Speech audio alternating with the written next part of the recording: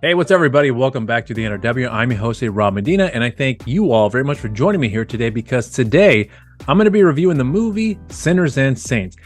Now, I actually got into this film, and I've told very similar stories like this in the past because I'm a big fan of the actor Louis Mandylor, and because of him, I checked out this movie once I looked into his filmography.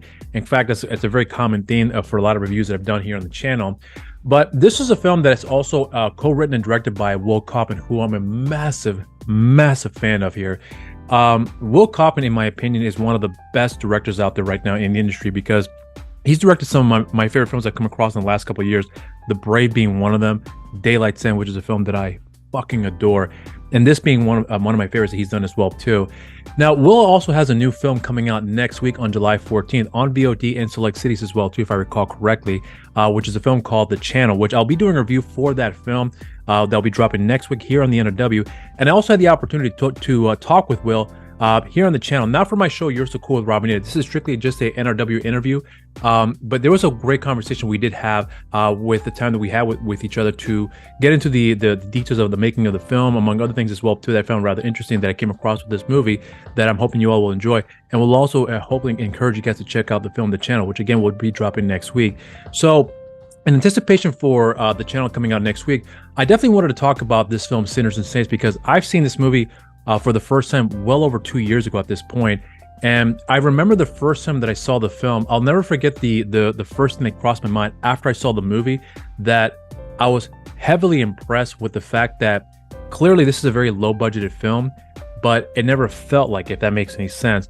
And with the amount of things that we're able to accomplish in this movie with the action sequences, the shootout sequences, what else? The car crashes that occur. There's a chase sequence as well too that occurs in this movie, and just the overall story in general. I was heavily impressed with what I came across with this movie. That upon revisiting this film on more than one occasion, this is no joke. I've seen this movie, I honestly lost count, but for sure well over 15 times.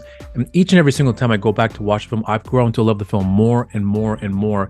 And when I do a ranking of my own personal favorite Will Kaufman films, The Brave and Daylight's End have always competed with each other as being number one or number two, and it varies across, on some days more than others. But Sinners and Saints was always my third favorite that he's done. Now it's actually my fourth favorite because my favorite film that he's done so far at this point is The Channel, which again I will talk for my reasons why I love that movie in the review coming up next week. But for Sinners and Saints, this to me is a film that I felt like had so much going on for it that I was so heavily impressed, as I mentioned before, that I cannot wait to get into this here with you. Now, even though this movie has come out well over 10 years ago, it actually came out, I believe, June 30th of 2010, if I recall correctly. So this actually marks the 13-year anniversary of this film's release by the time this gets uploaded here on the channel. So even though this movie came out well over 10 years ago, there are just going to be some areas of the film that I will not be getting into as far as spoilers are concerned, because there are some things you discover along the way that I think is just best for you to not know and watch as it progresses along the way. But I will get into the plot synopsis here, and of course I'll get into my positives, my negatives, and then my rating. In the gritty New Orleans underbelly, beleaguered detective Sean Riley is trying to cope with the death of his young son and failed marriage. Facing a probable suspension from the department, Riley is teamed up with a young homicide detective, Will Gantz, who has turned to help solve a series of brutal murders that have plunged the city into a major gang war. The two quickly realize there is something much bigger and far more sinister going on than either could have ever imagined. And that right there is the film in a nutshell. So now let's get into my positives. My first positive with this movie is that I actually had learned after the first, I think, few times I had seen this movie that there was something that I had learned about the take on the character of Sean Riley, played by the actor Johnny Strong, who was an actor that I became a fan of here through his work in Daylight's End and also through this movie as well too. And the one thing that I remember distinctly learning about his take on the character in an interview he had done not too long ago, which is that he had initially been approached to actually been asked by Will Kaufman to use his music for one of his films, and one of them being Sinners and Saints. And then he had shown, Will had shown the script to Johnny for Sinners and Saints, and when Johnny read the script, he really liked the story and thought he could play this character in Sean Riley. So he had reached out to Will, and to make a long story short, they were both wanted to work with each other and were able to come to an agreement to work on this project. The one thing that he had said in an interview that I remember that really stuck out for me, that I'm surprised I didn't catch in the first many times I've seen the film, was that he had said that in the initial script that the character Sean Riley was kind of like this guy who's just had it pretty much, where he's on the job, but think of like I guess Lethal Weapon, where Mel Gibson's character, whose name escapes me right now, I meant to say, is pretty much just down, and he's constantly drinking. He's just in a really downward spiral, I meant to say, but he did not want to take that approach with the character. In fact, he just thought it would be a better approach to just have the guy more or less move on and then do the job that he is tasked with and focus his energy on that. And when we come to learn about his backstory, that he had a son who had leukemia, who had leukemia for 2 years before it took his life. And then as a result of the loss of his son, his wife just couldn't be around her husband in this case, because of the similarities as far as his facial structure is concerned that he had with his son. So being around her husband were reminding too much of their son, so she had to get away from all of here. So he basically has learned to just deal with it himself and move on. But when you watch the film, you start to realize that this is a guy who really hasn't fully come to terms with the loss of his son. It's like he's just avoiding it to not deal with the pain, if that makes any sense. But again, there are no vices that he has as far as like drinking or drugs or women for this matter. He really is just a guy that's just doing his job and still has a strong moral code about him, but is not willing to bend over backwards for some people just to get by with it, if that makes any sense. And I actually love that approach with this character, that when I had learned about what Johnny wanted to do to more or less try a different approach from what we've seen before, I really did appreciate it, and it actually made me appreciate the film that much more upon repeat viewing after I had learned that from an interview that he had done before. The other thing I also want to point out too is that the overall story in itself, again, without really getting too much into the spoilers here, because there is a character that is played by Sean Patrick Flannery, who is a really good friend of John Strong's character, where they've literally grown up with each other their entire lives, and they actually served in the military together. But then you come to find out that there is a major wedge between them, where Sean Patrick Flannery's character is a guy who's always causing problems, and Johnny Strong's character is the guy who's always picking up the pieces and trying to resolve the whole situation between the two of them, whatever else that Sean Patrick Flannery's character puts himself in. So you come to realize that there is a strong history between them, but at the same time, there's a major wedge between them as well too.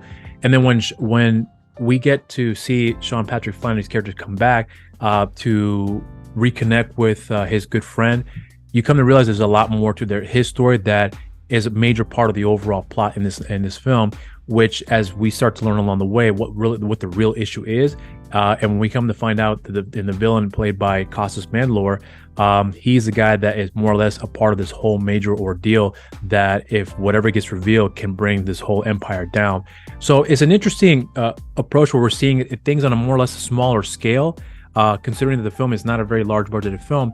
But I'm pointing that out here because there is a bigger picture out there that we're understanding is out that's going on, but everything is all handled within these close quarters here, but in a very effective manner that when you feel the impact of the overall narrative that we're following here, it does leave a lasting impression. At least it left one for me as well, and I'm sure from other people who have come across the film, because I do recall hearing a lot of reviews that I've read about this film that the word of mouth in this film has been quite positive for the most part, and I can truly respect the fact that in this case, like Will Kaufman and everyone else involved, were able to make the biggest film possible, and not once it ever crossed my mind as looking at it as this is a really good film for a small budgeted movie. It never crossed my mind when I watched the film. I do think about it after the fact, but this is a really tight film that's done effectively from start to finish, in my opinion.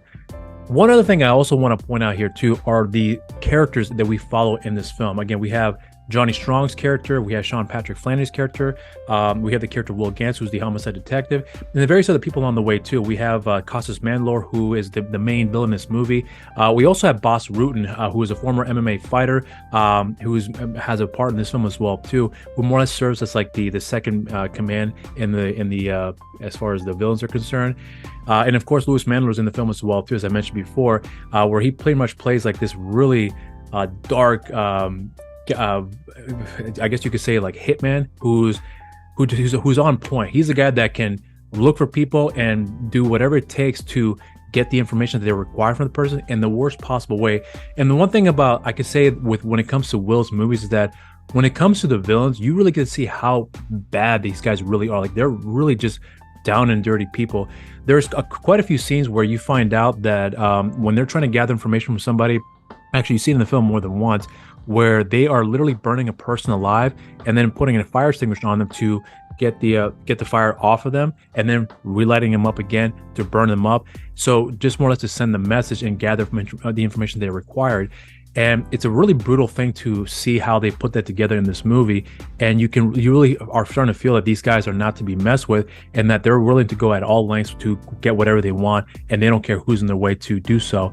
And that to me was a very important factor. So you get to see that the hero in the story is dealing with some heavies here that are willing to do whatever it takes to get what they need and remove anybody out of the way to make sure that they don't get caught in the process. So when you have a great story with the characters that we're following in this movie here too, that I think does a really good job, at least for someone like myself, to keep invested with the overall story. One other thing I want to point out here to more or less kind of close out my positives here is that being that this is a Will Kaufman movie, one of the most common traits that you see with all his films is that the shootout sequences in his movies are always top tier. And in fact, I can say that when I saw Sinners and Saints and then seeing Daylight Sin, The Brave, and then of course The Channel, you can see the progression he's made as a director when it comes to handling those type of sequences where the shootouts are just getting much more complicated. They're still getting better, and they're definitely good in this movie too. So I don't want to give the impression that they weren't good at all. They definitely were very good, but you can see the progression he's made along the way when it comes to the shootout sequences and how epic they're becoming more and more with each respective film that he's directed here.